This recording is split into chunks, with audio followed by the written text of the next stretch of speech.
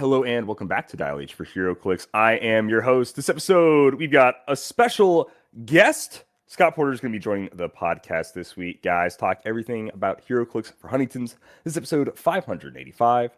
Howdy, howdy. Let's get rowdy. Do you really wanna click save?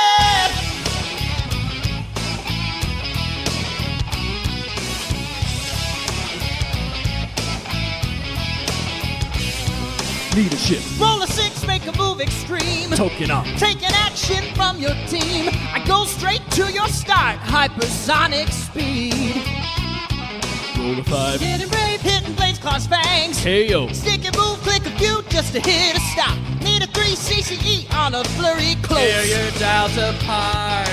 Once the timer starts, do you really wanna click save? What's going up must come down. Do you really wanna click save? Baby, you gotta bounce. Find the word you soon become. You're the best, the judge is wrong, but you mastermind the damage on. Roll your dice for initiative, son. Dial H for Heroclix is brought to you by you, the people. So thank you for supporting us over there on Patreon. And if you want to use code DIALH10 at shop.wizkids.com for 10% off your Heroclix order, you can do so. Joining me like always is Ian Eggleston. What's up, Ian? Yo, we're still alive. We still do this show. Still a thing. Periodically, it's believe it or not, as people at home see this ping, this notification, they're like, it's been a million years. Wow. And then we have special guest, ladies and gentlemen, Scott Porter's in the studio. Hello, everybody. How are you doing today? Fellas, thank you so much for having me on to chat about the event for this year and things that have changed and all the cool shenanigans we've got going on. And I'm also a listener, so yeah, I'm glad to be part of the comeback. Absolutely. Yeah. Absolutely. Look at that. The first one back in a month, and we got a great guest. I think everybody should be pretty happy about this, but we're going to be going over all the fun things that will be happening at the Rock Cup at Heroclix for Huntingtons this year. There is, like you said, there's a bit of a shakeup. There are a few new things, but a lot of similar stuff that we've been to.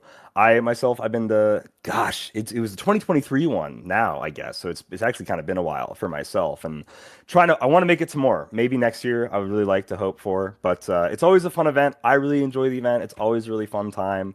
And obviously, Heroclix players are just a blast to hang out with, and it's of course for a good cause. So, Scott, if you kind of want to lead and tell us a little bit about Heroclix for Huntingtons, what's new this year and everything going on. Yeah, I mean, I want to start by kind of just saying thank you to you guys and to the community. I know not everybody can make it every year, but the fact that we get to talk about it to the entire community, and we've got the auction and everything where people can jump in. I see all the support, even from folks that can't make it, and I just want to say thank you. If you're there or not, I just want you to know you have my everlasting gratitude. This event exists. I'm sure everybody out there listening knows, because Huntington's is in my family. My wife, my mother-in-law, and just 2 months ago, my sister-in-law was diagnosed with Huntington's disease. It is called the quintessential family disease because every child of a parent who has Huntington's has a 50-50 shot of inheriting it. But that doesn't mean only half the kids of people with HD will have it. It's a coin flip, and we all know how odds work in this game, and it can come up tails every single time. And for Kelsey's family, unfortunately, it did. So we are using this event to raise money for the Huntington's Disease Society of America. And who are they and what do they do? They are the foremost charity organization helping families fight Huntington's disease and also trying to find a cure for it. They support families with HD in a number of ways. We have set up, just through our charity efforts alone, if you look at the money that we've raised, we've had a hand in setting up over 23 centers of excellence, which means HDSA goes in and educates doctors on how to diagnose, how to support, how to prescribe therapies for people who are battling Huntington's disease. And it also just has a great newsletter and a great community that keep people up to date with all the scientific advancements and trying to cure the thing. This past year, we had some really positive, really hopeful movement in the medical world. AMT 130 is a gene therapy that is being tested overseas in Europe currently and is seen to be very, very promising as a way to halt the protein that creates Huntington's disease. It's a neurodegenerative genetic disease, and basically everybody with Huntington's disease has a protein that they either make 2 times or more of than anybody without it. So you and me and anybody out there listening who doesn't have it, we have a gene in our DNA that repeats 20 times, and that's all the protein we need to kind of scrub our brain and keep it clean and try to keep it, from getting too cloudy. But everybody with HD has way too much of that protein, and it starts to wipe away some of the things that you know how to do. And it's like having ALS and Alzheimer's and Parkinson's all rolled into one. It affects your memory, your body, your psyche, your balance, your ability to swallow, your ability to speak and recall things. So HDSA is an incredible help for families in so many ways, in so many fronts. And this year, what we're really trying to do is politically try and help our community who have Huntington's disease. If you have certain diseases that are well known enough, you can get Medicare right away due to something called the Parity Act. And Huntington's disease, we've been trying to get that disease onto the Parity Act so that people can get Medicare right away. They can get disability right away. But as of right now, if you are diagnosed with HD, you could be waiting 18 months to 2 years before you see any help from anyone else. So HDSA steps in and they help you bridge that gap. And they're also trying to make sure that we move forward and we get the word out there that this is a very important disease to take care of, and try and get our government in the United States to recognize it and to help the families who are battling it and to get them care. Hopefully, like AMT 130, this new therapy, as soon as we can get it stateside. So before I jumped into all the cool stuff, I wanted to tell you everything that was going on and the advancements in the world of HD. I know a lot of you have heard a lot of this before, so I just like to catch everyone up and let them know that the hundreds of thousands of dollars that we have raised at this point has all gone to incredible work and to do incredible good in the fight against this thing. And now we get to talk about all the cool, fun ways that we raised that money. So I'm super excited to talk about everything we have going on. Do we want to go day by day, or how do we want to do this? I was thinking day by day, just kind of kicking it off with 13th, the Tracy Brock Memorial, and then kind of going forward. We could do maybe each day and then talk about the auction afterward, if that kind of works for everybody. Cool. Works for me. Ian? Sweet.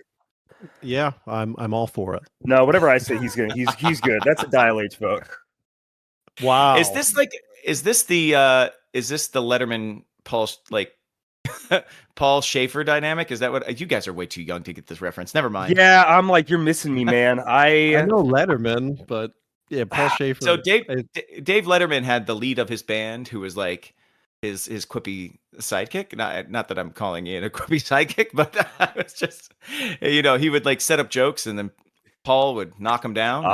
It was just but what Letterman said went. So I guess the question is, it's not who's the David Ian Letterman? Ian, a 6'5" quippy sidekick reads kind of interesting. Yeah. I think I don't know. We could be like a cap and stretched out Bucky for sure. Yeah, very long Bucky Barnes. Bucky, if he was got a crazy growth spurt. the serum Reed, for the soldiers. Bucky Reed Richard Barnes. Yeah, there we go. I do think you would make a great elongated man, Ian. I think that's just a costume that's calling your name. Well, the costume calling my name as of recent, if we do ever go to a cosplay convention again, I want to do Calendar Man. I want to do the old Calendar Man costume where he's got the cape of calendars. I think that would be so much fun. So that's where my mind's at costume-wise these days. I know that's a bit of a tangent there, but that's what I'm set on at the moment. Right. Could change. I like it.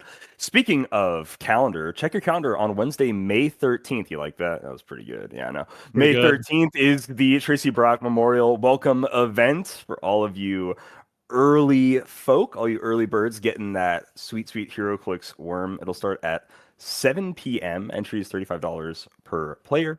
$1 from each entry will be donated to HDSA, and it's a 3v3 team format with all prizing times 3 here. So there's, I believe, the new Fellowship one-shot that Scott showed off in his video last week. So we gotta check that out, which is really cool. As well as some of my favorite things are being shown off in this event. I won't totally go through everything, but you do get a trophy for top 3. The finalists get rock points as well as a Strange Tales retail chase booster, which is really cool. The winners get that new Syndicate's Ascent map and a Venom retail chase booster. And thrown in, I do actually have to do a little aside. The Phoenix Mobile, it might be one of my favorite bystanders that's been made from these events. As someone that's had to ride in the Phoenix bus before, many a time, it's pretty hilarious. We largely met in the Phoenix bus, so there you go. That's pretty awesome. This year's bystander, I mean, look, everybody that wins the opportunity to create a bystander always keeps trying to kind of, I think, one up each other, but also really do interesting things for the game. I mean, when you see zeros on a dial, you start going, "Oh, okay, I see. What is the exchange here? What did we trade here? Oh, it's a Green Lantern bus. Okay, I see how this is all happening." Like, it's really pretty cool. And the sidestep, the full mobility for a team, I think a lot of people are going to love it. This event, though, if you've never been here to play in it, is so much fun because this welcome event we use old sets. And I think on one of the other shows I was on, we were heading down the path of getting the oldest set we've ever had for this event. And I can talk about it now. We got Explosion for this event. Wow. For one of the seats. So you've got an A, B, C here, just like your typical team's tournaments. And one of those seats will be playing with Marvel Explosion, which is just insanity. I think it was the second Marvel set ever to come out. And it is going to be very cool. And you were talking about cosplay earlier. We've actually had some cosplay at our event weekend for different characters. And that's what I love about this event. Everybody in our community looks at this game a little bit differently. And usually when you go to a tournament, you have very like-minded players entering that tournament. But because we have so much to do and so much variance in our event weekend, we get a lot of different types of players. And we've had some cosplay. And for me, if I ever do actually cosplay at a thing, I want to do Iceman. I have a buddy who does prosthetics, and I would love it if he would do like a translucent like hairpiece, like a really light blue hairpiece for Bobby Drake, and then I'll do the blue paint, and I would love to. That's my dream for a long time is to do that. And Iceman is in Explosion, so I'm gonna have to play in that seat because Iceman's my favorite. I feel about Iceman like you feel about Cap, and I respect anytime that a new one comes out. Yeah, I got to play it. So yeah, you mentioned the prizing here. For anybody who's not been to our event, who hasn't heard about our event before, just want to say Tracy Brock is one of the biggest reasons this entire weekend even exists in the first place. She battled cancer, and she beat it, and she had a lot of assistance, and she saw how much money was raised for something like cancer, and she turned to Howard and she said, I think we need to help another disease that doesn't have enough voices or doesn't have enough help. And Howard and I having a conversation about raising money for Huntington's disease. And we did our first entire year's event virtually. I had to mail everything out of my house, and she helped me create all the labels and everything from afar. She gave me all the tips and pointers on where I needed to go to pick up all the shipping materials and do all these things. And she was the backbone of that first year's event.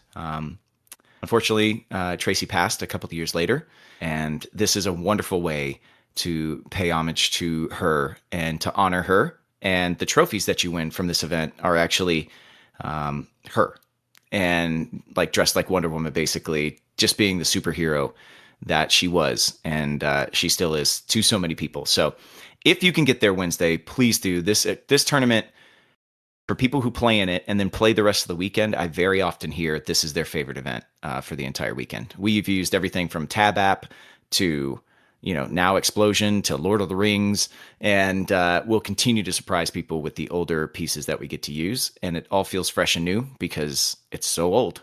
So Yeah, in the past, there's a handful of websites that still sell like bulk product for those older sets.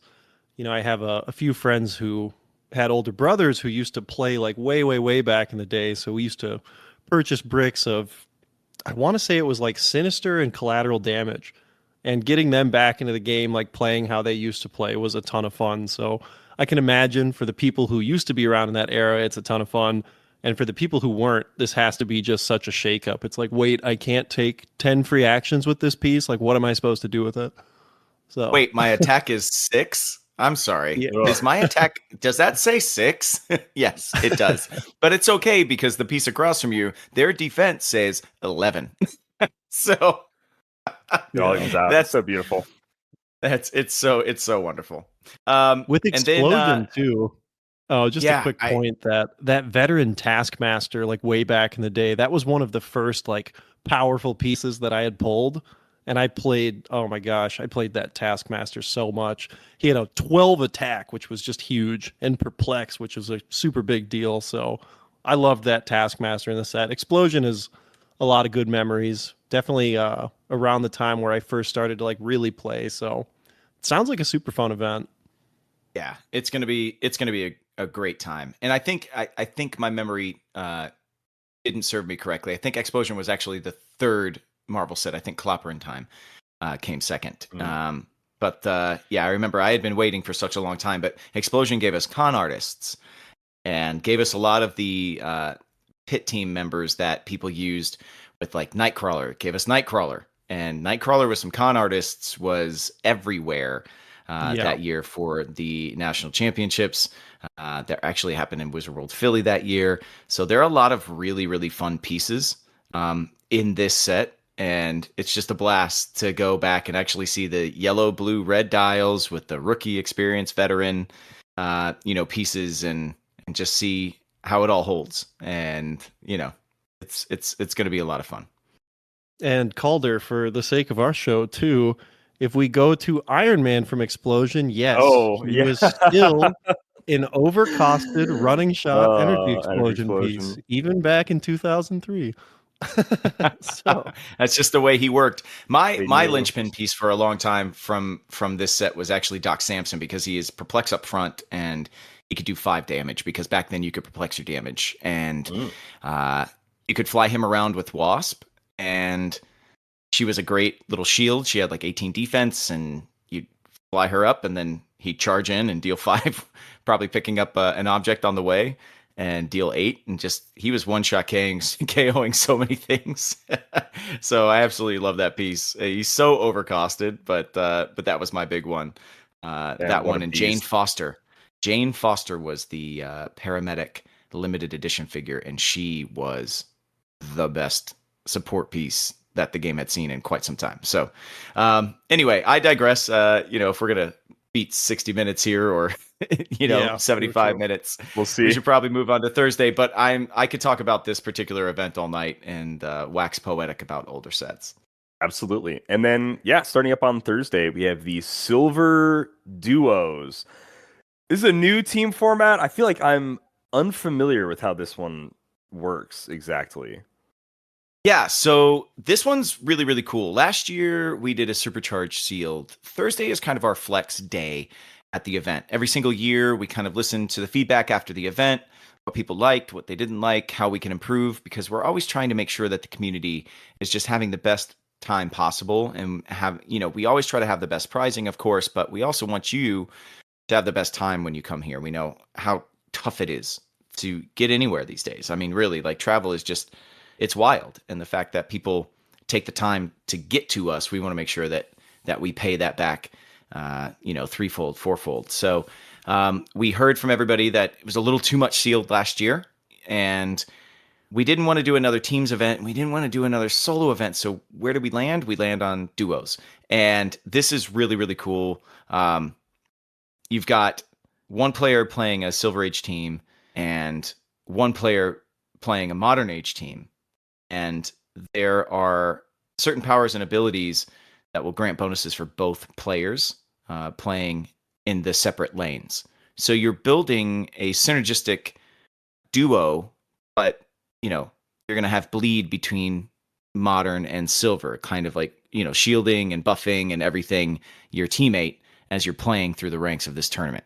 So just like you have a 3v3, you've got an A and a B and a C seat. Here you'll have the Modern and the Silver Age, and you'll play against those Modern and Silver Age from the other teams. And this thing is going to be a blast. It's $35 per player, so $70 per team, and half of that goes directly to HDSA. So another event where we have a chance to raise a good amount of money.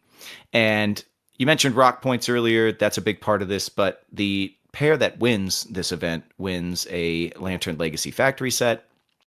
This is another place where you've got some of the new premiering pieces in our pricing here, but also something very cool. The participation prize for this particular event is the Battle Royal bystander packs. So a lot of the bystanders that have been created in like token form, but you could only get in rare occasions or in, the chase boosters and stuff. WizKids went ahead and did a full like paper print run of those and put them together in these really cool bystander packs. And they're part of the pricing for us. And anytime we can get representation that's not on the back of a card, that is actual tangible physical thing, and you don't have to print it up yourself, is kind of fun. So WizKids really, thinks through things and says, what cool pricing can we send your way that you can't usually get elsewhere? So that was really neat. And I think this event is going to be a ton of fun. I think it is going to be a little bit of a tough nut to crack on how we build these two teams and how this duo works. And it's something brand new, a fresh challenge. And I know a lot of people out there are excited about it. But that's not the only event that we have on Thursday. So, I mean, we've got something for everybody. Go ahead. I'm so sorry. No, it's okay. I was just going to say, I love Silver Age. As a big Silver Age fan, I'm like, oh man, this would be such a fun event. It's going to be a little Ian Calder event. You could be rocking Modern. I'll make you suffer through Modern, Ian. I could do Silver Age where I feel better. But no, a Lantern Legacy Factory set. Every huge construct ring. Oh my gosh. Like the 20-something Legacy cards in it. What a good prize. What a good get. Oh my goodness. Yeah, man. And we actually had one of those sets to the winner of the Scott Porter vs. the World tournament last year. And they got it in the pre-release window. This year, even after Lantern Legacy has been out for a year, people are just still hunting for so much of that stuff. And yeah, what a perfect place to get it here. It still holds up a year later, and that's really, really cool. But that same day, if Silver Age or Modern Age isn't your thing and you like pulp, we have, because we're in Nashville now, and we are at a actual hotel and we have an actual ballroom and we have it for the entire week. We can run events as late as we want to. And we have a couple of nighttime events this year for folks that want to run battle royals during the day, because those fire up this Thursday. They can play battle royals during the day, not do the duo tournament, and then jump into Silver Age Pulp for some good prizing at night. And the event starts at 8. And they're not going to do we don't expect that we're going to have a massive amount of people, but we'll probably play until 1 in the morning or so.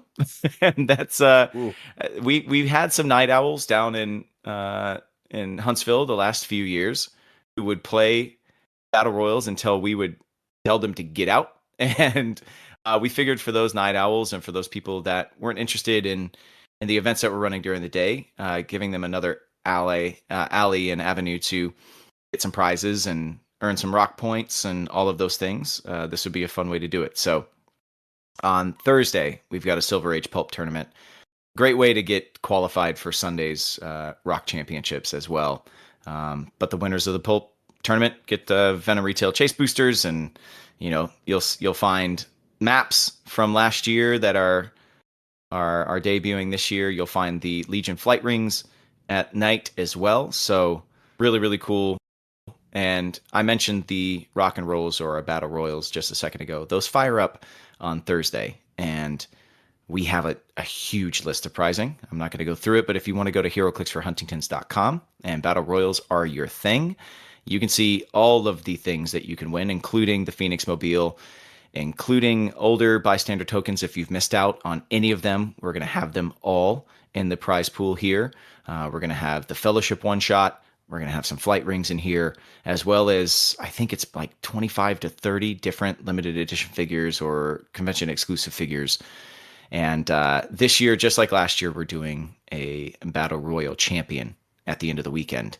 And you earn points, and whoever ends up being the champion gets a trophy and gets their own swag for being the Battle Royal champion at the end of the weekend. So if tournaments aren't your thing and you just want to sit down and roll some dice and have the game be different every time, then Battle Royals are your thing. You can win a championship that way. People go pretty hard the Battle Royale Championship in the last couple, just few years that they've been doing it at select events. There'll be some Battle Royale grinders out there for sure, trying to just get. If we were one still on after that another. side of things, as far as like playing goes, that was always my jam. Like Oh, yeah. the last 3 or 4 events I went to as a player, I did not play in any main events. I legitimately only played BRs. So that's what I would be doing. And knowing that there's no time limit on it, maybe I could also take the record for the first Heroclix induced psychosis by just not stopping. Never. Dude, He's 72 hours in. He's had so many Mountain Dews. insane, just like bags under your eyes, like, no, I need to win one more, just one more. That was like my first, back when it was Rocktober, all I did was play Battle Royales the entire time. I think I might have played the most Secret Wars Battle World out of any human being on the planet. It was just like, one's done, start another one for like 4 days. It was gnarly. It was so fun. So I always love a good Battle Royale championship. Yeah, last year we had so many people going hard that we completely ran out of product on Saturday, and we had to start calling any comic shop within 3 hours of us, 3 hours drive, and find more product and buy it out of different stores and send people to other states. I mean, to pick up product. That's how hard they went last year. And we shared that with WizKids, and they gave us a ton more product this year. 50% of every single seat at every single Battle Royal goes directly to HDSA. And last year it was our third largest moneymaker on the weekend, and it approached $10,000 raised just for Battle Royals, and we're hoping to do that again. So, come on down and grind it out. That's exactly what I'd be doing too. Okay, I'll move on to Friday. Friday is the Scott Porter Heroclix Invitational. And I was asked by PJ Bolin on another podcast if there's actual invitations that I will be sending out. No, this is just a general invitation to everyone to please come down and jump in to this thing. This is our 3v3 teams event. The first year that we did the Scott Porter Invitational, we did a singles tournament that had a very strong theme rule where everybody had to have a team that had family on it. And that was a ton of fun. But the next year, we switched it up. We went to teams, and it's been a hit ever since. So this is your typical 3v3. This year, it's 400-point Modern Age Extreme Highlander. And I say this every year. Our tournaments are chock full of really talented, high meta players. And we want really extreme play at our entire weekend. But because the slogan of the HDSA, the Huntington's Disease Society of America, is family is everything, we translate into the game of Heroclix in the form of fellowship. And just as important to us as it is to have really strong prizing for these big tournaments and these main events, we also really want to make sure that we reward fellowship in a big way. And you can find all of our fellowship prizing for any of these events online as well. Our fellowship and our winners of this event both get to create something to go into the game of Heroclix. Both get to create an element. Whoever wins this tournament, the team that gets to win it, gets a choice between creating a map or creating a bystander. And, we've seen just how much impact both of those things can have on the game of Heroclix. And it's really cool to be able to make something that becomes, part of the fabric of the quilt of Heroclix. And it is, something worth fighting for 100%. But, if you shoot to win and you miss with a bunch of meta stuff, chances are you won't be in that fellowship position being able to make something if you don't win. So don't be afraid to come down to this thing and run something that you've just wanted to run. Something fresh, something new, something themey. We have a lot of players who do that, and we reward both avenues. And I wanted to make sure that everybody knows that. On top of that, the pricing for this event is just insane. The top 30 teams, so 90 different players, will get the Fellowship one-shot from this tournament. We have the top 16 teams, so 48 folks will be getting the bystander token, the Phoenix Mobile. We've got a lot of our high-end prizing in this event as well. The top 4 will be getting the variant map for the new Bluebell Town Square map, which, have you guys had a chance to take a look at that? Or did you see it on the stream that we did? Super cool. I like that the rules are optional. I know that Marvel Rivals caused quite the stir, but I think it's fun. A lot of homebrew games I played, we have like set rules where you roll dice at the beginning of the turn, and that equates to a different effect. So seeing that in like a legal HeroClix map made me really excited. I really like that. Yeah, back in the day, map rules were optional. Back with like Galactic Guardians, like being on that, space map. Like there were certain maps that you could do the optional rules, but both players had to agree on it. And then it became anything on the map has to be enforced at all times. And just like after theme team rules changed and I made Scott Porter, I kind of wanted to do a little stress test on how much theme can we get back into the game.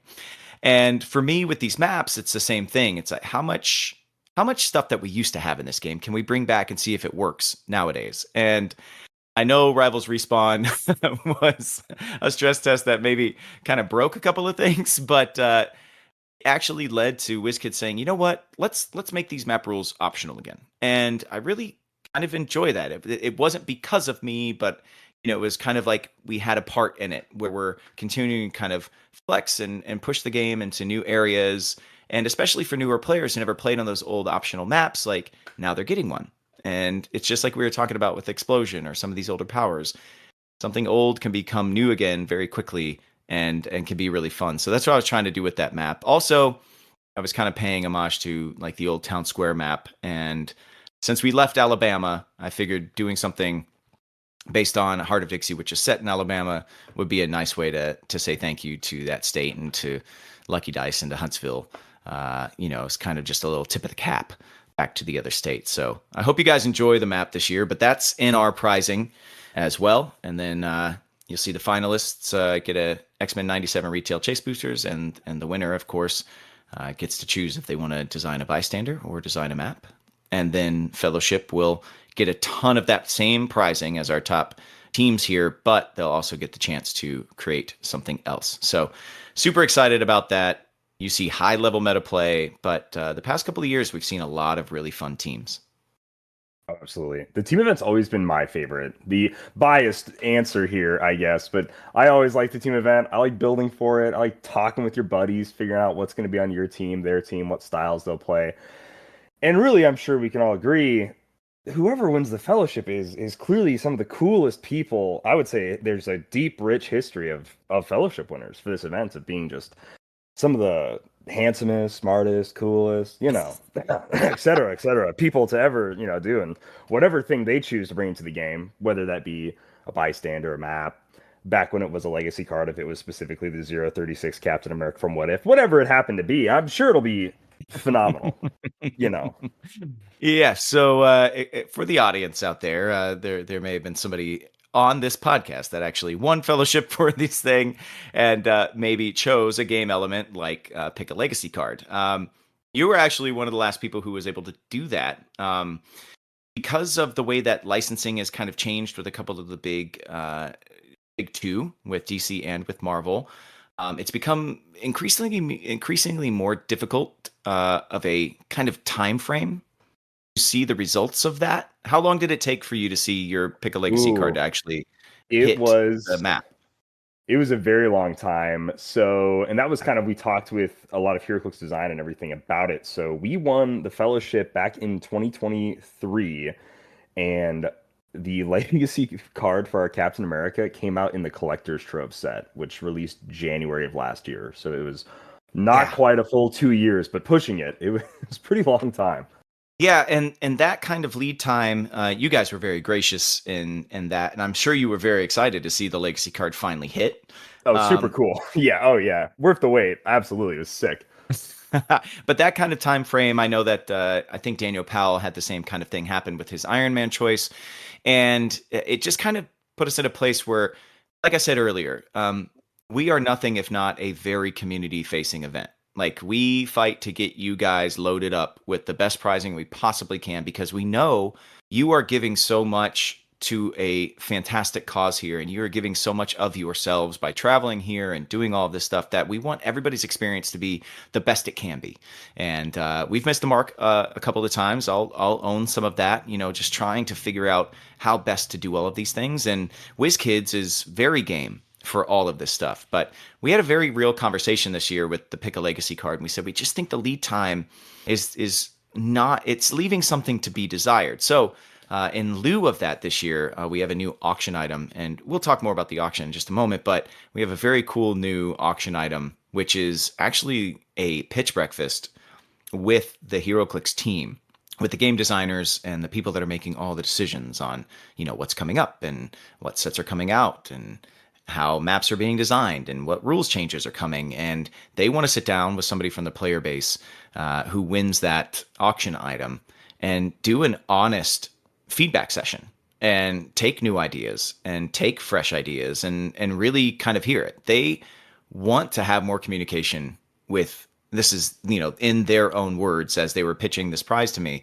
they want to have a lot more communication with the community at large. And they figure what better time to do that than in Memphis. So they're hoping whoever wins will come to the Heroclix World Championships in Memphis. And they can't wait to sit down with one lucky winner and just kind of hear everything, whether it's a pitch for what figures you want to see next, or to share things that you and your local play group have, noticed about the game, or the speed of the game, or, how many powers are on a card. Anything you want to talk about, they want to hear, and they're going to take a lot of that stuff to heart. So they're very excited about that prize, and so are we. And we think that it's something that it'll feel a little more immediate. You won't have to wait 2 years for it, and hopefully it'll kind of pay off in a much different way and more satisfying way. Absolutely. I think it sounds fantastic. And if you haven't had the breakfast in Graceland, pretty dang good breakfast, as someone that eats it for what is it, Ian? 6 days in a row, pretty much. Yeah, 6 days in a row. Yeah, it's pretty good. So it sounds like a great time to me. Yeah, and then Friday we have multiple events too. If you still haven't qualified for the World Championships, they have the Silver Age World Championship quarterfinals. There's rock points to be had, and there's so many different ways. If you really want to play in the Big Dog tournament at the end of the weekend, that is run by Rock on Sunday, which H4H doesn't have anything to do with, but if you want to qualify, there are so many different avenues to do that, and one of the ways to do it is through the Silver Age World Championships. Those start at 7 p.m. on Friday, and then we also have a midnight event that night, which I have great memories of midnight events. I used to go to Wizard World Philly and Wizard World Chicago way back in the aughts. 2004, 2005, 2006. I won a Galactus, the very first Galactus when it came out. I won in an overnight event, and we've got some really cool prizing here. And it is our Judge Bounty event. It's Modern Pulp.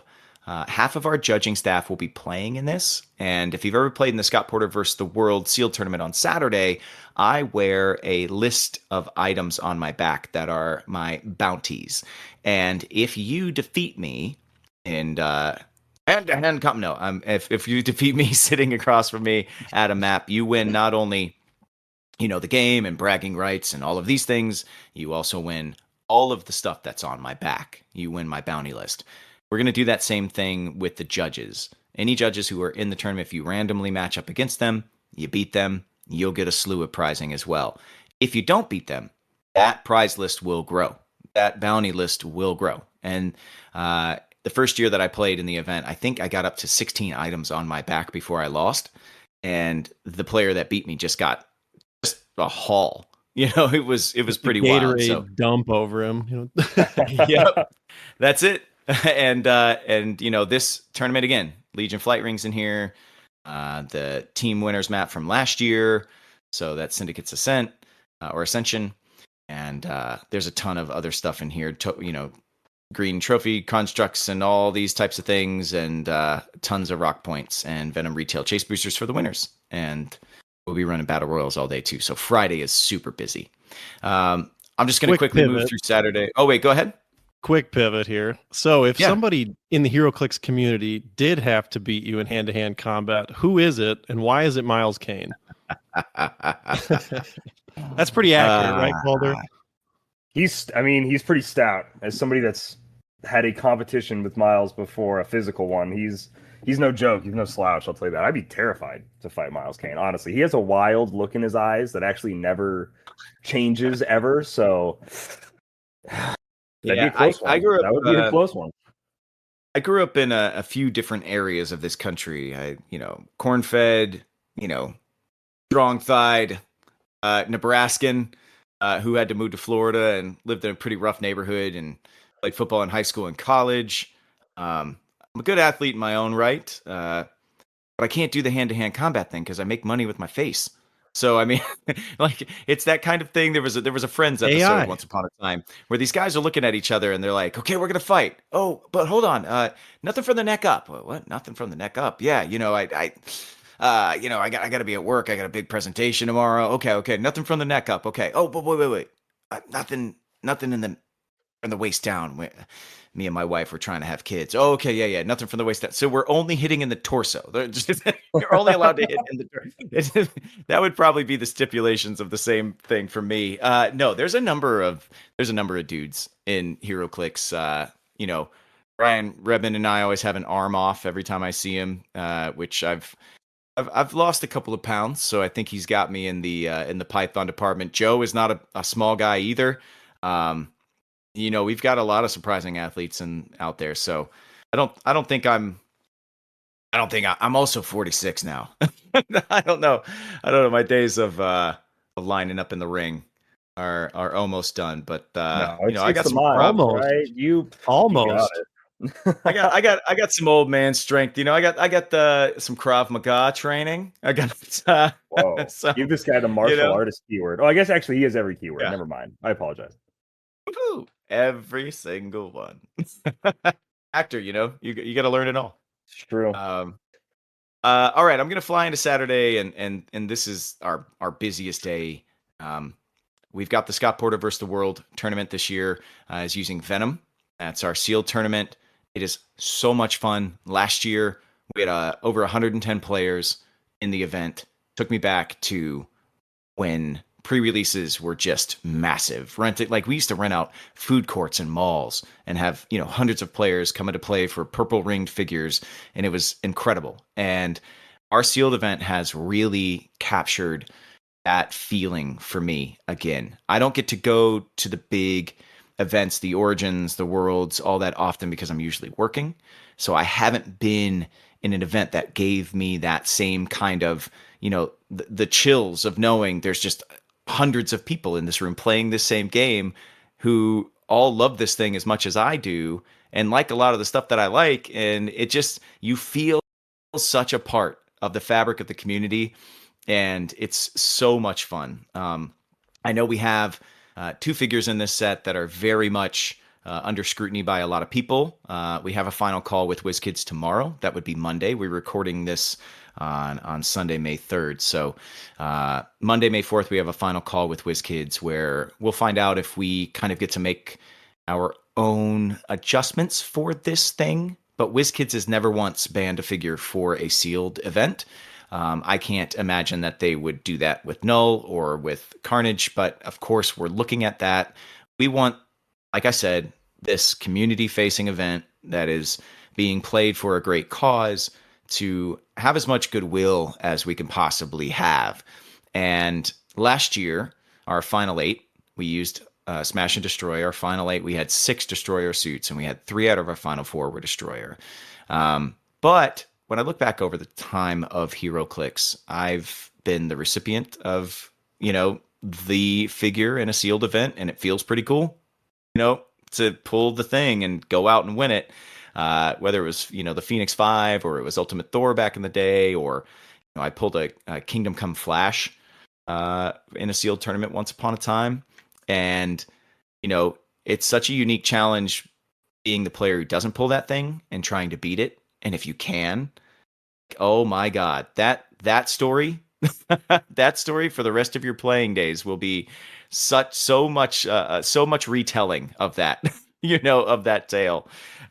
So we're very aware of player sentiment, and we'll see what WizKids says tomorrow. We of course will follow their lead, because remember, they give us all of the product to make this whole thing possible, all of the prizing, all of the amazing things that you guys walk home with. It's all from WizKids, so we want to kind of take their lead. But if they allow us to, we might have a conversation with the player base as a whole on whether or not we may remove 2 of the figures from the pool of possible characters you can play with. And we've already come up with some pretty eloquent solutions on how that would work. Single mulligan booster, all those things, if we're allowed to. But stay tuned to Lucky Dice and to the Facebook page and to HeroclixForHuntingtons.com for the official announcement of what we're going to do with those guys. But I am interested in your take, both of you, on playing in a sealed tournament with a piece like Null. What you feel, would you want it to be banned? Would you want it to be played with? What's your take? I think with the scale of the tournament, tuning something like that down is probably better, in my opinion. I would be of the party of making a change just when you have so many players. Like, I think in a smaller scale where it's like, oh, he pulled the thing, like it's the cool thing, he got the good pull, he's going to win the tournament, like, oh, that's whatever, we can write it off. But I think the more that you expand the tournament, the more you blow it up, I think the more impactful it is, and just kind of, it can feel worse to lose to in a way where it's like, oh, I finally hit the null. I guess that's the end of my run. Sure, it is possible to beat, but the disparity of null compared to the rest of that set, I mean, gosh, even in constructed, it feels like facing null is like part of the gauntlet right now. So I think I'm in the camp of making the changes, although I do resonate with your point, Scott, of saying it was so much fun to be the person who pulled that thing, and it's been this way for so long. But if the argument for it is well, we've never done it, I don't necessarily think that means you can't ever do it. So I'm of the opinion that you should test the waters and make the change, just because null's disparity I think it's greater than Prime Destroyers, and I think the kind of the baseline of the set is lower comparatively to that than it was to Destroyer. I'm pretty much in the same mind. I like the Destroyer at least had a low line that when we got around to Nationals last year, they were able to just say, if you want to play Prime Destroyer, it can't be above his lower point value.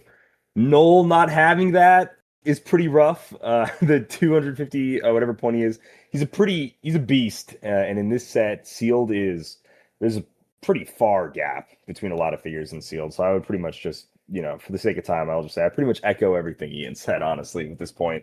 But it is cool, when Darkseid was in Master of Time sealed and you killed him, you're like, whoa, I can't believe I just beat that. You're on a clock when you go up against a one-man army. And it is really cool when you do beat the power piece, which feels pretty awesome. Yeah, it's I did a pilot one time, and the end of it didn't get picked up to series or anything, but there was a line I said in the pilot, may the bullets fly faster and grow in number with every retelling. And I look at those moments in Heroclix as those kind of stories. You defeated the unbeatable piece, and the amount of times that you will retell that story, you will regale your fellow Heroclix players at big events like this until the end of days for this game. And it's so much fun to have that feather in your cap. But at the same time, I think like Ian said, we understand that when you have 110 players, null will be pulled. Right? When you're playing at a venue where you have 16 players, maybe Null doesn't even get pulled. You don't even have to worry about that. But an event like ours, he will be pulled. So we have to figure out a way to mitigate, the feels bad vibes. I don't even think it necessarily feels bad either, because if you pull Null, it's like, congratulations, that's like $200. Here's a booster. And yeah, with a Thunderbolt set being on the line for it, like pulling Null and just being like, okay, well, I'm probably top 8. That's with that many players. Yeah. So gosh. I mean, the pricing for this thing is awesome. No matter where you place, I mean, so many people are getting some really cool stuff. The top 64 will get a Legion flight ring, which I think is such a cool element, a new piece of equipment, and I think it's fantastic. The top 32 get the Fellowship one shot. The top 16 get the bystander token. We've got the Scott Porter design maps in here. We've got retail chase boosters everywhere. The top 8 are getting Strange Tales and Venom retail chase boosters. The top 4 are getting even more stuff. That is really, really cool. One of the new iconic sets that just came out, Thundercats, is in there, which I know I'm super, super high on. I absolutely love that we're getting these childhood memories of mine put into Heroclix form. G.I. Joe is next. I mean, this is crazy. The finalist gets a Spider-Verse factory set, and like you said, the winner will get a Thunderbolts factory set to be delivered in the pre-release window of the Thunderbolts set. We did this kind of same team early thing last year, and the competition was very fierce for it. So on top of that, it's just one of the best times to be had playing Heroclix, period, bar none, throughout the entire year, and I'm super excited about it. Also on Saturday, we've still got our Battle Royals, but that night we have another really cool thing going on. We have our very important family dinner where we all get to kind of put the dice down, let our brains rest a little bit, pick up our phones, pick up our forks, eat some good Nashville hot chicken, some brisket, see how the auction unfolds, because the auction ends that night. And we have a Hall of Fame induction ceremony. We have 2 people joining the Hall of Fame this year. Very excited. Very well-decorated players and people who have done a lot for the game of Heroclix. And we get together and we just have a dinner. And this is another thing that used to be a mainstay of when I would go to these massive events back in the aughts that we kind of lost track of a little bit. I know Worlds does a similar thing where you get this dinner and you get everybody together and we just get to kind of, check in on each other and see how everybody's doing. And it was something I wanted to bring back because we used to have this happen all the time at all these, big Wizard Worlds and C2E2s and, Comic-Cons. And it's a really, really cool thing to be able to bring back. And we're super excited about that. And the auction, I've talked ad nauseum on other podcasts, all the stuff that we have. We have your typical exclusive things like Become a Switch Clicks. We have the Pitch Breakfast. We have prizes that you can't get anywhere else except for in this auction. We have a ton of HeroClix, all the way from future factory sets like Batman, all the way down to convention exclusive and limited edition figures that maybe you play in an area where you don't have big events near you and you don't really have a lot of venues around you. This is a way for you to get those pieces that you can't otherwise get. On top of that, this year, I started fielding phone calls from people outside of WizKids saying, hey, I want to help. We see you do this cool event with this really awesome community every year, and we think that there's a crossover between our games, or we think there's a crossover between our comic books, or we think there's a crossover between, all these different things. So Robert Kirkman's company, Skybound, has given us a number of really cool things. They gave us an Invincible Omnibus that was direct to comic shops, and it has Spider-Man on the cover with Invincible. It was a limited run of like 200. You could only get it through direct market shops, and it's signed by Robert Kirkman himself, as well as like a 9.8 number 1 graded Battle Beast signed by him and his artist Otley. And we've also got this incredible signed Xbox by Rachel McAdams from Doctor Strange Multiverse of Madness. We have all this really, really cool stuff that's not even in the game of HeroClix that really is rewarding and really cool and really interesting for people who have different avenues of play, or if they love this game or they love these characters because they read the books. And we've got a massive God of War bundle signed by me and by God of War himself, Kratos. It's the Thor's hammer from God of War Ragnarok, as well as a bundle of things like the art book signed by a few people. And it's just really, really cool. We've got Marvel Rival stuff. So the auction there literally this year is something for everyone. And the auction will open up actually on Tuesday the 12th, the day before the event weekend starts, and will run up through Saturday night. And we're using a new site, I think is going to be which will alleviate another pain point that we had over the past few years with Auxit, where we had some crashes and we had some things just because of the size of our auction. We just got too big for them. And, thank you to them, but we're using a new site this year called Zephy.com. They don't charge us a thing, and that is fantastic. So every dollar of the auction goes directly to HDSA. So we're super excited. That is phenomenal. The auction is one of my favorite things. I have one mini story about the auction a few years ago. I don't know if 2022 is one of the first years, or maybe was when it was happening. But I had just gotten back, ironically, from a trip to Nashville, and I was driving from Sioux Falls to where I lived at the time. And then also my girlfriend at the time was in the passenger side, and I was having her bid on the auction for me as we were driving home. We certainly could have pulled over, I'm sure, but I was like, nah, it's like crazy late. We got a bid on the auction. We got to get it done. And then it did it. So it was pretty sick. And we won the US agent that year. And there's a few other things, but I was like, keep bidding. She was like, I don't understand why we have to do this right now. I'm like, I don't think you understand. We have to do this right now. So it was worth it. It was awesome. It was a pretty fun time. Yeah, we've had so many different stories like that too. Sorry, Ian, what were you going to say? Oh, I didn't have anything. Sorry. Oh, no problem.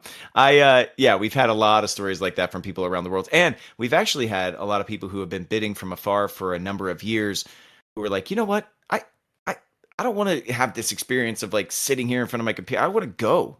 I want to bid live in the room with everybody. And even though it's the online auction, it's still like really cool to be in the room with people while it's happening and see who wins everything. There's a lot of celebrations that happen. And because we have so many items this year, we are actually going to have staggered finishes. We're going to have 6 different auctions, each with 30 plus items in them. And they will start ending at 8 p.m. Central, and then 8:15, 8:30, 8:45, 9, 9:15, and 9:30. And that'll be the final round of online auctions. And they're all going to have a lot of, variety in them. We're going to have, flight rings and one-shots and all this stuff for people that can't attend the event but still want those game elements. We're going to have a lot of signed things like maps and all that stuff. And like I mentioned, all that really cool stuff from outside, like Sideshow Collectibles sent us a giant MODOK statue, which I kind of want to win. It's like a 3-foot tall MODOK head, and it's signed by Patton Oswalt, who voiced MODOK in the Hulu cartoon, as well as wrote MODOK for a little while. We've got a really cool Arkham Knight, which I was the voice of Nightwing in the Rocksteady Games Arkham series.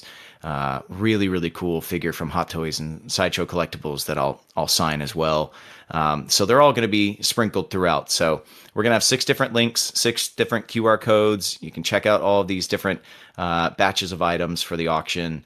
And then we'll have a lot of celebrations in the room. And then for anybody who's attending in person, we always have an extra special in-person auction that has some really cool, really like handcrafted items, like more of the unique custom built stuff that people can walk out with. So Saturday is just going to be a blast. And then that leads into Sunday, which isn't our event, but still the Rock Championships that I know so many people show up to take part in. So that's a rundown of everything that we're doing at the event. Do you guys have any questions about any of the pricing, any of the events and how they're going to run, or any clarity needed anywhere before we move on? I think we're good on the clarity. Oh, sorry. Yeah. No, I mean, I was literally saying the same thing. It all sounded pretty good to me. What was the name of the auction site again, though? Just one more time. It's going to be Zephy.com, Zeffy. And for all this information, anybody out there listening, you can go to Heroclix4Huntingtons.com, and you will see clearly spelled out. You'll see our mission statement on our homepage, why we do this event. You'll see Wednesday, Thursday, Friday, Saturday, and Sunday, all the prizing there. You'll see the charity auction, which we don't have everything listed up there just yet. But you will see on there a link to Zephy.com. So once we have the auctions live, you will have the links all on that page, your one-stop shop to find all of this information. We've got the venue information. Our room block closed on Friday, but they still have rooms available in the hotel if you want to stay in the hotel. I know some people like to do Airbnbs and stuff, but if you want to call the Cambria Hotel and tell them, hey, we're coming for the 2026 Heroclix for Huntingtons event, can we jump in? They may still be able to help you. We have all the information for our very important family package. I know I mentioned the dinner, but on top of dinner, you also get a couple of pieces which we are premiering at our event for purchase, the Dungeons & Dragons Red Dragons Horde. You get the Hellfire exclusive with Eddie and the Bat.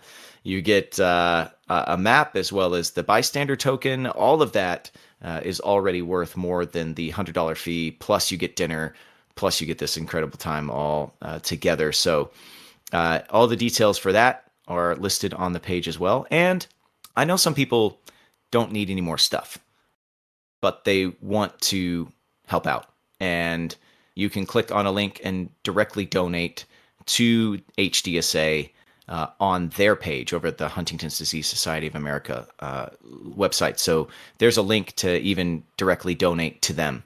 If you don't feel like bidding on anything, you can't make it to the event, but you still want to help the cause, we've got that. And then, of course, we've got our storefront, which sells the Bluebell map that I made. We've got t-shirts for the event. We've got a ton of stuff that we're selling for the event. So, swing on by heroclixforhuntingtons.com if you need any more information or any reminders about the things we have going on. Awesome. Fantastic. And there should be a link to that website in the podcast description below also, everybody. So heroclixforhuntingtons.com. I'll get that posted here as well. Try to make it as easy as possible for you, the listener. Yeah, man. Scott, can we do a couple rapid fire questions for you here? Oh, some 100%, some man. fun stuff. Okay. All right. Sweet. Yeah, I would love to. Yeah. We mentioned Iceman earlier. I want to know, what is maybe not the best Iceman, but what do you think is the most comic accurate Iceman or your favorite Iceman ever made in the game of Heroclix? Okay. My favorite Iceman ever. So my favorite as far as sculpt goes, I think is actually my favorite as well in playability. It was one of the last sets I really got to play a lot at my local venues for.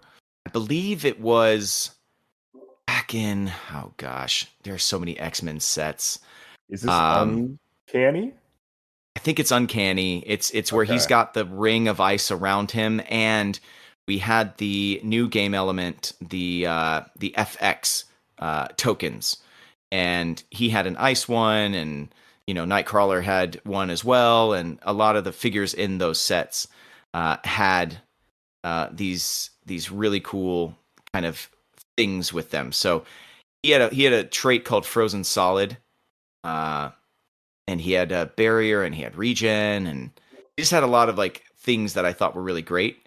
The cost though is a little too much. I think he was like 100 points. I think all those like definitive X-Men super rares were kind of like like 100 points a piece. Right. But he was a really, really good piece.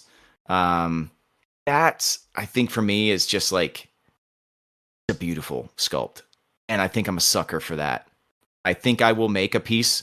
I will try to make a piece work, no matter if it's got a crappy dial or not, if it just looks beautiful. And that was one of the ones for me, for sure. Really cool limited edition that came out last year as well, that I really enjoyed. That I think it came out at Adepticon last year, and that piece was pretty good. Was that 2 years ago or was that last year? I think it was 2 years ago now. But he's got really cool teams. You would probably dig a lot of the stuff people are doing well with or winning with. Yeah, his sculpt isn't quite as dynamic, but still really, really cool looking. And you can tell. Yeah, I think he had 3 starting lines, right? He had like 100. It was like 100. I think it was like every 25, like 175, 50. Yep. Yeah. Yeah. And so there's a variety in that, and he gives you a little bit more of the offensive, version of Bobby Drake. So I'd say those two are my favorite Icemen in the game. Good picks. Nice. Good picks. Yeah, the UXM one was so much fun. And that was also like agreeing with you on, I don't care if he's good, bad, or whatever. The sculpt is enough of a reason to put it on a board. So the next question, if you got to bring any comic series to life on the big screen, which one are you picking and who are you casting yourself as? Oh man. You know, so many of them are already in production and have already been made. I'd probably swing over to Image and take a look at some of their lesser known books. As far as like me playing a character, gosh, I think it's called, is it called Hank? Is it called Huck? Hold on. I gotta remember this name of it. It's basically a retired superhero who ends up in another universe and kind of is forced to come out of retirement. It's kind of like a Mr. Incredible kind of storyline, you know? And it was a really, really cool book. And I think it was by Mark Miller. And that is something that could be a movie. You know what I mean? Something that's a smaller story. It has a very sweet, you know, opening act, and this guy gets to feel what it used to be when he was the strongest guy around, you know? And it's a really, I don't know, it's a sweet story. And we don't have too much of that in comics, you know? And I kind of like that dichotomy between like the quiet life of retirement and then being thrust back into the spotlight and what that does for somebody in both positive and negative ways. So that's one series that I think I'd want to look at. And you know what? Like, I think I'm getting up there in age. I think I'm getting some grays in my hair. Maybe, you know, 5 years from now, I might be able to play a little Huck. And it is Huck. It's Huck. I couldn't remember if it was Huck or Hank, but if you've never read that one I really like. There's another one though that they did that I think would have some legs nowadays, especially after K-pop Demon Hunters came out. There was a book that Image did called Wayward, and it was by Jim Zub, and it's all about, we've heard of like Asgardian mythology and Norse mythology, and we know about Greek mythology, and we know about all this stuff, but Japanese mythology and yokai and like all of the different kinds of monsters and myths that they have in Japan, it was in this book called Wayward, and it follows a young girl who is kind of tethered to all these old myths who still exist in the world but are kind of hidden. And it's a pretty damn cool book, and I think that would have a lot of legs too if it was more of like a television series or maybe even an animated thing. But I think those two projects are something I'd like to see.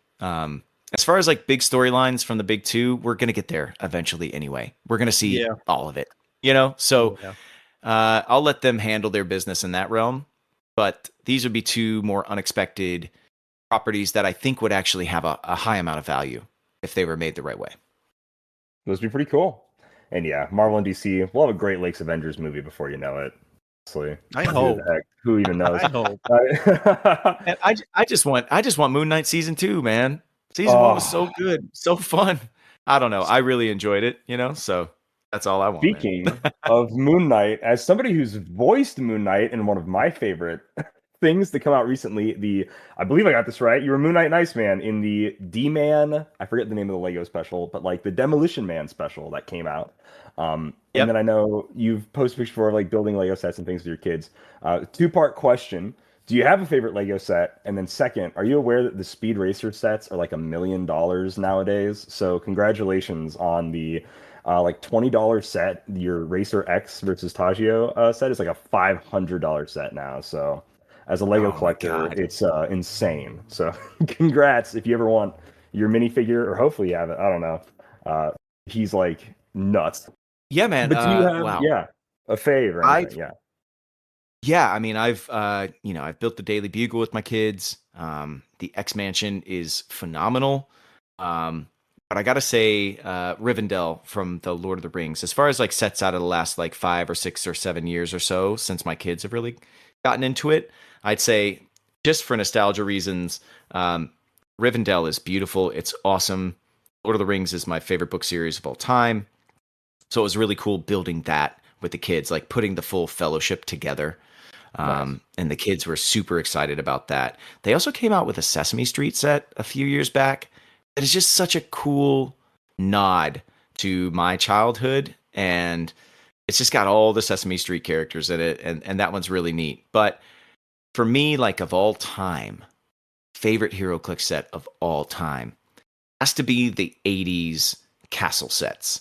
I had two of them, and they have these old knights, and then they have the tree men who are like basically Robin Hood and his band of thieves, and they're from the old like castle sets in the 1980s. So for me, like that was when my imagination was at its peak, and I was just, you know, you could build and rebuild this castle in 3 different ways, and you know, having the knights versus Robin Hood was always so much fun for me. So they started bringing those back in the past few years, and that was really fun to build with my kid too. So he's got so many sets, man. He's got a Viking ship. He's got the big castle. He really wants variety too, which I'm super excited about. And he doesn't chase the modern day, you know, property of the week that Lego signs up with. He really wants your more basic systems where his imagination can run wild. So it's cool to see the things I love and then the things that he's attracted to. And I almost get more excited about the sets he wants nowadays than the sets I love.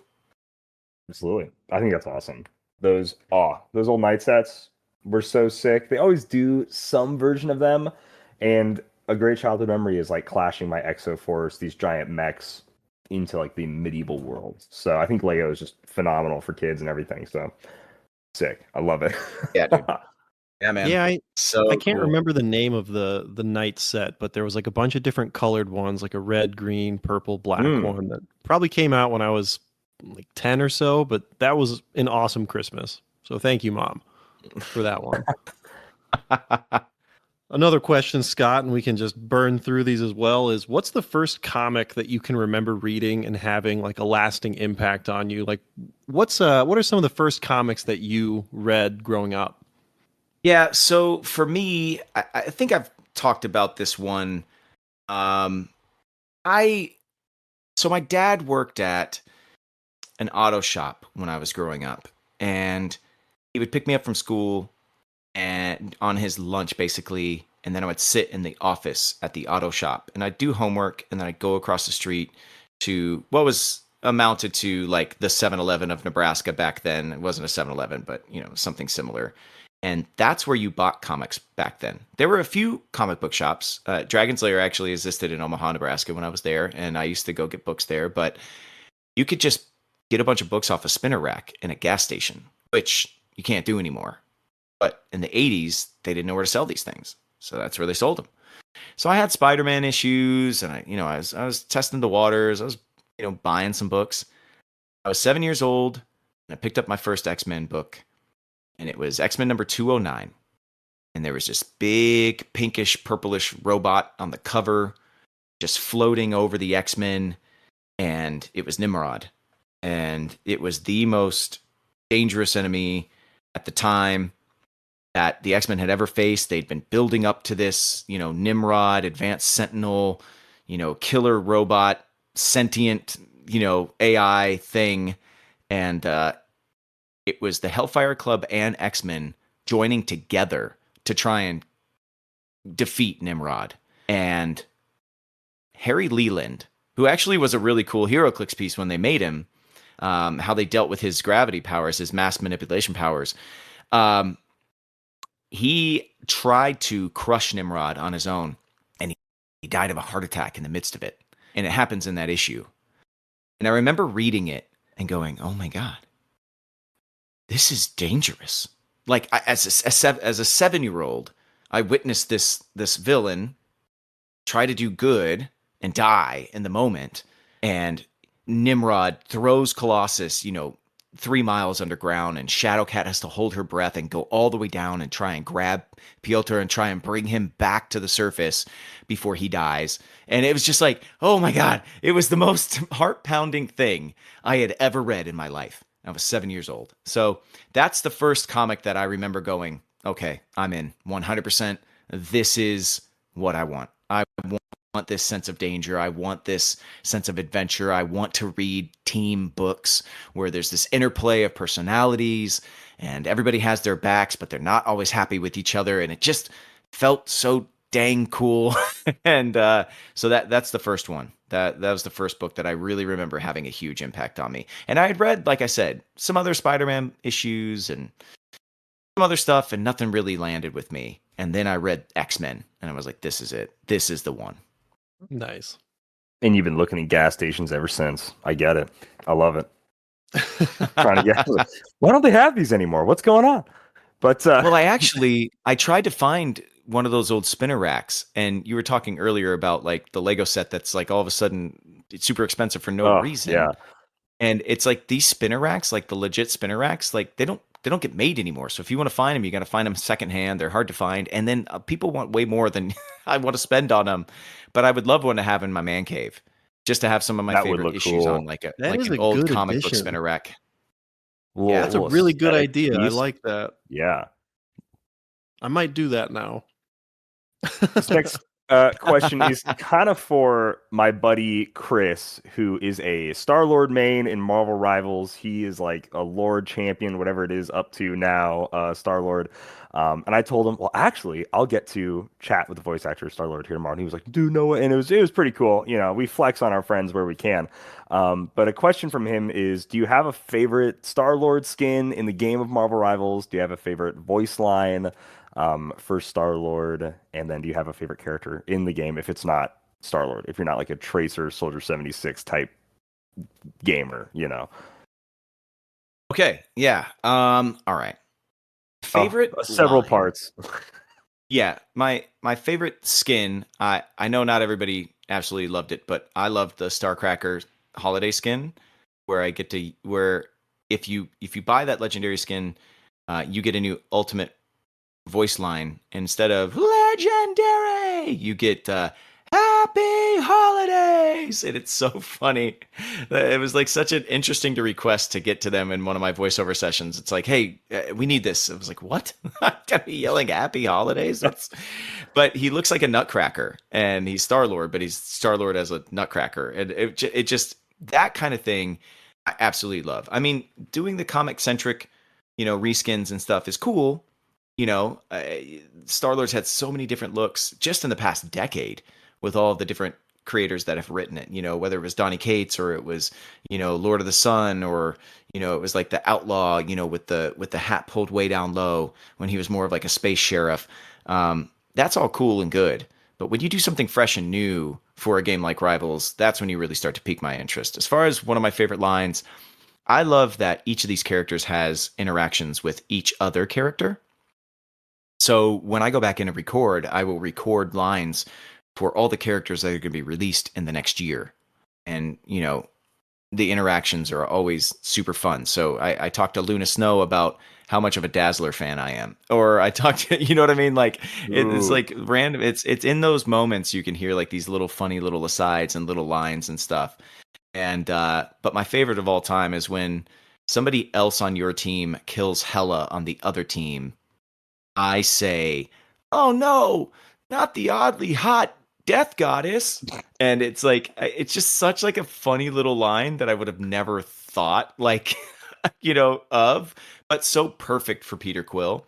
And it's those kind of little lines and interactions that he has with everybody around him that really makes me laugh. So that's, I think, one of my favorite lines I've ever recorded. And then they let me play a little bit in the booth. And, I was talking to, I think it was another Luna Snow line where I'm like, what kind of music do you do? And she's like, oh, pop, this or that. And I'm like, oh, I'm more into like 80s rock. And then I just did like a guitar riff with my mouth. I was just like, and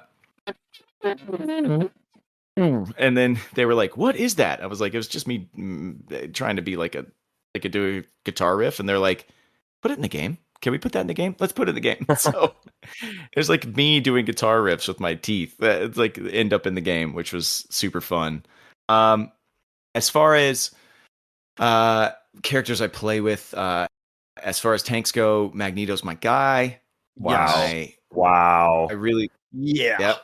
Major Ian points just That's scored. what it's all about. Halo Reach and Magneto. We know Boom. taste around here. Yes, sir. Yes, sir. We do. And then if I'm playing support, I vacillate depending on what season we're in, because we always get buffs and nerfs and new kind of resets. But I do love playing with Adam Warlock and Rocket Raccoon. Both of them are characters that I like to play as. Double points. I don't really. Yeah, Rocket there we go. Raccoon is Boom. also the GOAT. Just I'm just 0 for 2 here. All right. I don't know how to play a Vanguard like Cap or Wolverine. They are a backline attacking tank, and they're like off tanks, and I don't know how to play them. So I'm sorry, Calder, but I can't. Okay, I can't that's put fair. Steve up there. It's fair. It's fair. I love Ian, it. you wanna hit him with one? Yeah. All right. So here's a question. If your sole mission was to win Heroclix Worlds, how much time do you think you would need to prep, Scott? Oh my god. Maybe not win. Let's go top 16. How long do you think you'd have to practice for to feel like you're back in the groove and you could get top 16 at Worlds?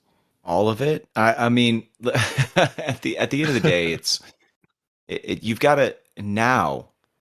It's so much more intensive than it was back in the day when I was actually placing top 16 or top 32 at Worlds, which I've done before. But back then, the set variety was much smaller.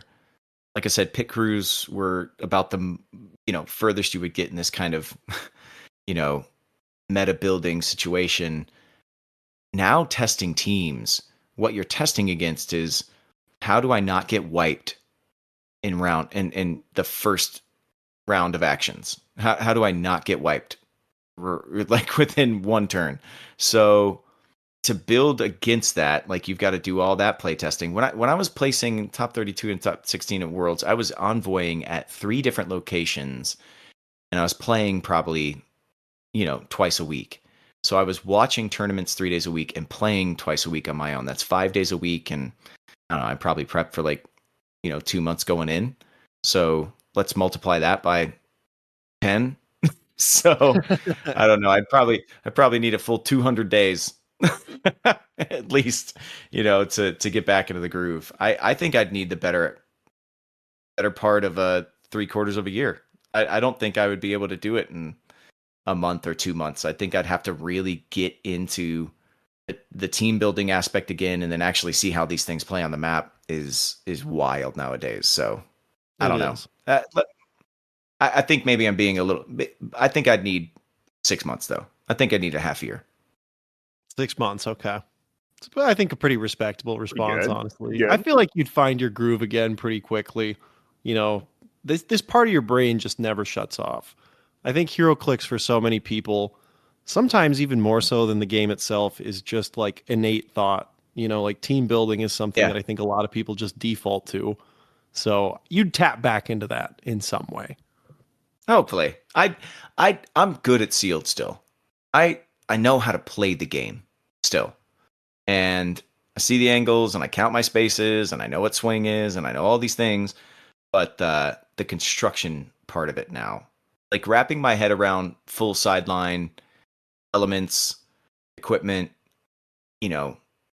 like that those are the layers that make it exponentially harder to team build nowadays. And I need a good, few weeks to a month to wrap my head around each of those different layers, and then getting back to the okay, now we roll dice and we're on the map thing would take me a little bit of time. But I appreciate your belief in me. Of course. And then Scott, kind of one of my last questions I have here is: do you have a favorite anything, show, movie, whatever, that you auditioned for, like where you're just like you loved the audition process so much? I don't know if they were like, let's get this guy on a horse for Heart of Dixie, or let's have him start throwing touchdown. I don't know how to play football, throwing the ball around or whatever for Friday Night Lights, or like let's have this dude drift a little bit for Racer X. Was there ever like an audition where you just had a ton of fun with just getting to know the character intimately before you shoot your shot like every actor kind of does to hope that you land the role?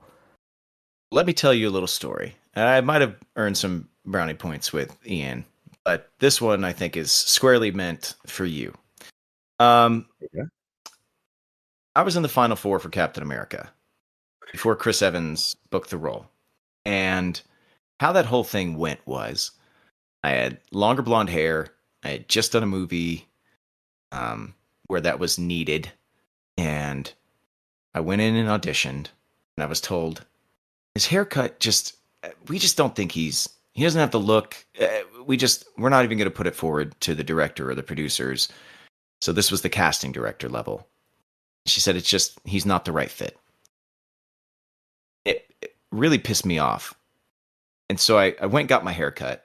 And then I wrote an impassioned email. And I said, I know I can do this role. I know Steve Rogers inside and out. And I know his origin. I know what it calls for. And I think you're wrong. And they said, okay, come back. And I went back in. And I auditioned again. And they put me forward. And Joe Johnston, who directed the movie, wanted to see me in his office the next day. And I drove, because it takes 90 minutes to go 20 miles here. I drove 90 minutes across town the next day, did the scenes for him in his office during when they were filming Thor on the same lot. And I had to get carted around in a golf cart with black fabric all around it so nobody could see who was on the lot, so nobody could see what actors were coming in and out of the studio because, paparazzi had 2-mile long lenses trying to get an idea of who might be cast as a role. And I made the final 12 and I got to go onto sets that they built specifically for the screen test. I screen tested for Captain America. I put on the stripes. I had the shield. I put on the helmet. I was in full costume in a bombed out bar doing a scene with Bucky Barnes, and in the interior of a plane doing a scene with Miss Carter herself. And the scene, actually, the audition scene for the final audition scene was the one where Captain America throws him out, his self out of the plane backwards, winking at Peggy Carter. Gotcha. And then, after their first battle with Bucky and Captain America in this bombed out bar, and I had to do fight training. Back then I could do kip-ups, and I did a bunch of martial artist type stuff, so I did a full fight choreography audition. And then I was one of the final four, and they were trying to decide, and they were trying to decide, and they were trying to decide, and then Chris Evans, who wasn't a part of that audition process at all, got the offer, and the rest is history. But I'll say this, man. Never once did I look back and go, they gave it to the wrong guy. Chris Evans was so good. But in a different universe, I really do think I would have been pretty good in that role. And just to get that close, to have that experience, is something I'll never forget. But being a big Marvel fan, I had to carry that with me for, 12 films and watching them all. And I got to admit, man, when Cap hung it up in Avengers, I finally had, I think, the emotion of all of that, carrying all of that with me for that time. I went and saw Infinity War by myself because I just needed to see it alone. It's rolled, man. Tears came down my face. I was like, like for me, that was something I didn't achieve, but it was something I got close on. But then imagine not winning something and then having to watch the person that got it just really crush it. And it's humbling, but it's also such a cool thing to be a part of, like that fabric of that, universe. I got close. I was never in it, but I had my own tether to it. And so there you go. I didn't expect to tell that story today. Holy smokes. Wow. And I mean, whatever you guys need. I know this character, the email, I'll cut my hair. I'll do it. Like, that is a very Captain America, plant yourself like a tree beside the river of truth, type moment. Like, you put yourself on the line and you were like, I'm the man for the job. I love that. That is actually so freaking cool. Not what I expected either when I asked the question. That actually rocks so much. As a Captain America fan, that's just dang, dude. That is so cool. Holy smokes. Yeah, man. I've think got no cool words for this. I'm just like kind of in awe. I'm like the idea of being like in like this, doing all these scenes and like jumping off the plane and like all this like yeah, it's just incredible. Yeah, man. But I was only 3 years into my career at the point. I had done a couple of seasons of Friday Night Lights, so it was still so green, and I had so much left to learn. And so I have such appreciation for that process. It humbled me, but it also built me up in a way. And as a fan, just love watching those films. I was finally able to kind of put that failure away when Infinity War ended and the credits rolled. And there's moments in everybody's life where those things happen. And we deal with it and process it in different ways. And yeah, that was a really special time. That is, yeah, incredible. Thank you so much. Legit. Thank you so much for sharing that. That is insanely cool. Yeah, man. I almost don't want to ask my last question because that was just such a great answer. But we're going to do it anyway. Let's go. Let's go. So a little selfish just because I've never been a comic collector, but Absolute Batman has just a death grip on me. I don't know what it is, but I feel the need to go and hunt it down. And I love keeping up with it. I really have never been that person. I usually just kind of find older things to read. And with that, I was just curious, are you excited for any particular character to take on an absolute form in any of the series? Are you looking forward to any or hoping for any? Oh, man. Oh, boy. Who would I like to see him have a take on in the Absolute Universe? I want to see what the Absolute JSA look like. Yes. 3 for 3, gosh. Yeah, that's what because with Absolute Batman, with Arc M and all these things, there's been this Shadow Corporation and this Alfred's history is very, very cool. But there had to have been a somewhat heroic age before all of this dark, shadowy things started to move in, right? And what's that twist? What is that? Like, how did that get quelled or put away? You know what I mean? Like that's what I want to see in the Absolute Universe. I think would be really cool. I want to see building blocks of the Absolute Universe. Now, I love it as well, but I'm not as into Absolute Batman. I am into Absolute Wonder Woman.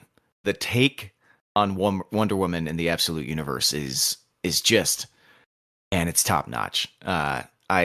There's a game I play called Hades by Supergiant Games. And so good. It's a roguelike. Yes. And it feels like Wonder Woman in the game of Hades. It is just like the way they put her alone on an island with Hecate, and the way they intertwine her with all this like dark magic, blood magic, all this stuff. But she is maybe the most heroic of all of the heroes in Absolute. But the price she has to pay to do everything, it's so good. If you haven't read it, I highly recommend it. Yeah, I think 4 issues in now, so we're getting there. All right. I've got a few things Good, on the reading list, but yeah, Wonder Woman is excellent. That was low-key a win for me, as I was not reading any Absolute Batman and only read Wonder Woman so far, so I'll take it. I like it.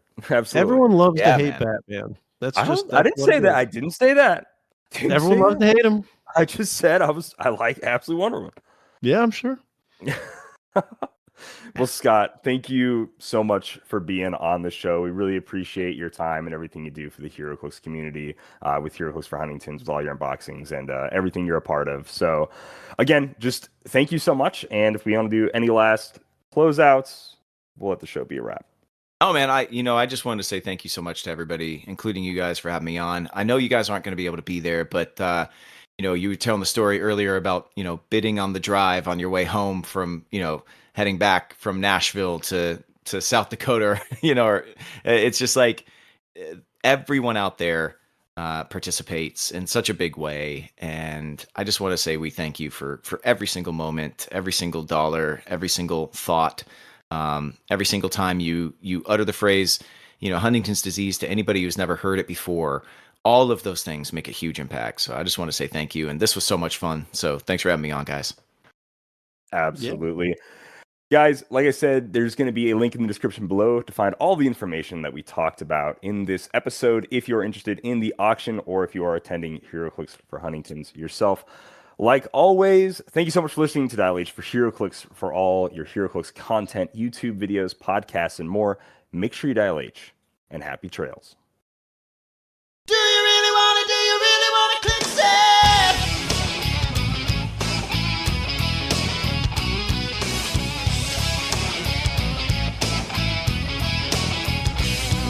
Leadership. Roll a 6, make a move extreme. Token up. Take an action from your team. I go straight to your start. Hypersonic speed. Roll a 5. Getting brave, hitting blades, claws, fangs. KO. Stick and move, click a few just to hit a stop. Need a 3 CCE on a flurry close. Tear your dials apart. Once the timer starts, do you really wanna click save? What's going up must come down. Do you really wanna click save? Baby, you gotta find the word you soon become. You're the best, the judge is wrong, but you amplify the damage on. Roll your dice for initiative, son.